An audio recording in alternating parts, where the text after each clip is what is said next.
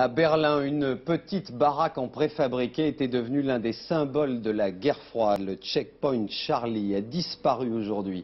Il a été filmé des dizaines de fois pour des films d'espionnage ou même pour des clips. À l'époque, les Alliés voulaient maintenir un point de passage. Cette fois, il y avait les caméras de télévision, une fanfare et les 4 ministres des Affaires étrangères assis côte à côte. Philippe Pister.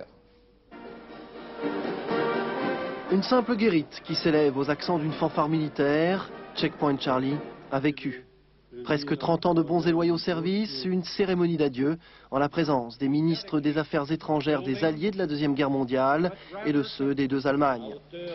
Checkpoint Charlie, le plus célèbre poste de garde interallié entre les deux parties de Berlin, situé en secteur américain.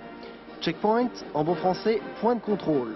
Pourquoi Charlie? Tout simplement parce que c'est le 3e point de passage côté occidental, Charlie étant l'identification internationale dans le jargon radio de la lettre C.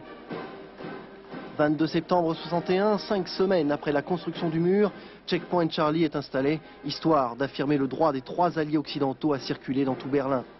Octobre 61, la guerre froide a failli devenir chaude. Pendant 2 jours, chars soviétiques et américains vont se faire face de part et d'autre avant que Moscou ne sonne le repli. Depuis, le mur a pris l'air. Un des derniers symboles de la guerre froide aujourd'hui disparaît. Direction le musée.